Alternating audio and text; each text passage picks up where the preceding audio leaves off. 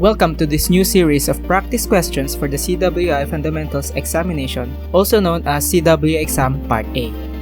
I will be discussing 5 random CWI Fundamentals questions and explaining the rationale of all the choices, even the wrong ones, so that when you take the exam, you will have the mindset and the right concepts equipped, giving you a high chance of passing the CWI exam.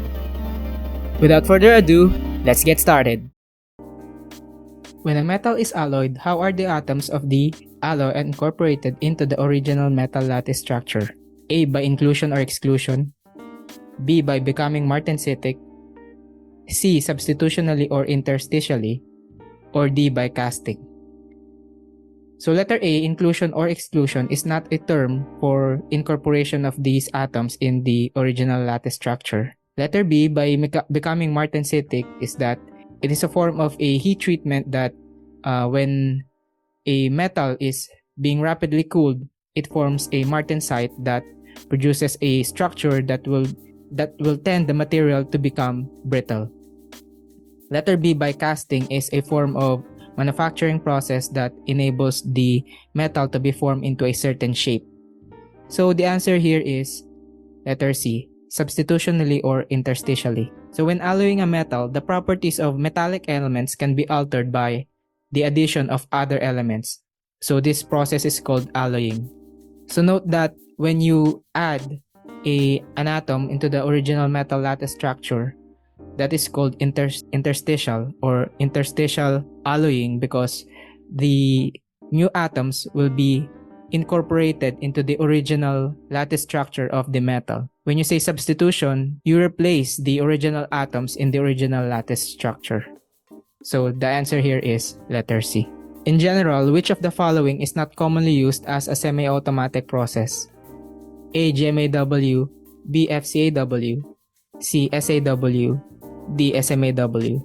So letter A, B, and C use an automatic process of feeding the filler metal or the wire into the gun of the welding machine. So that goes for MIG welding, for GMAW, for FCAW that goes as well. And of course, SAW can be an automatic process because of the automatic feeding of the electrode or the wire into the gun or into the welding machine. It also has an automatic feeding of the flux so as to prevent the atmospheric attack of the hydrogen and other moisture from the gases surrounding the weld.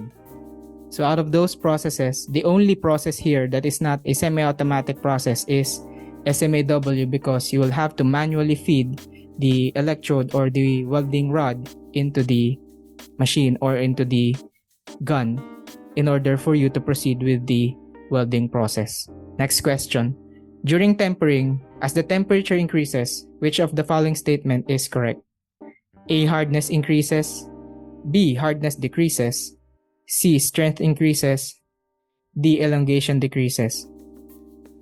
So when tempering, you reduce the hardness of the metal by applying heat into it after quenching. So after quenching of the metal, you will have to increase its temperature slightly to reduce the hardness so as the resulting metal not to be as brittle as it should be if it would be quenched. So the answer here is letter B.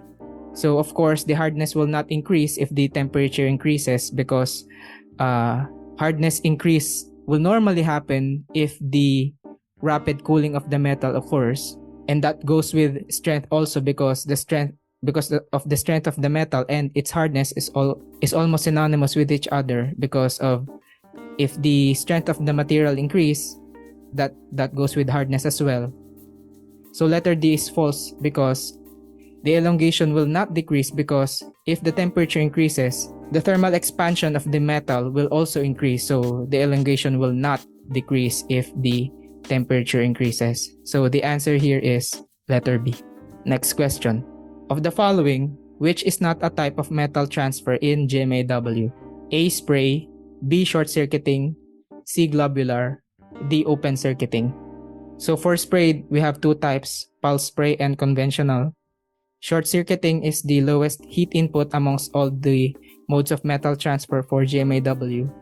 C. Globular, which offers the droplets, or which features the droplets of the metal transfer for GMAW. And that leaves us with the open circuiting, which is not the type of metal transfer in GMAW. Next question. Of the following tests, which can be used for the actual determination of a material's toughness? A. Sharpe, B. Magnetic particle test, C. Tensile test, D. bend test. So what you need to remember here is the test for toughness of a material should be impact. Impact tests normally look for the material's toughness of the metal. So out of these choices, magnetic particle reveals the discontinuity of the welded metal, so that's not the answer. Tensile test reveals the strength of the base metal or the weld metal depending on the test you conducted it to. Bend test actually reveals the soundness of the weld depending on the code or standard you are following. So the answer here is letter A, Sharpe. So Sharpe is a type of impact test where you produce a notch on the metal. Basically, you produce a intended discontinuity on the metal, and then you can measure its toughness after you conduct this impact test. If you have questions, do not forget to comment down below and also like this video, as it will help the algorithm find like-minded viewers like you who are looking guides for the CWI exam.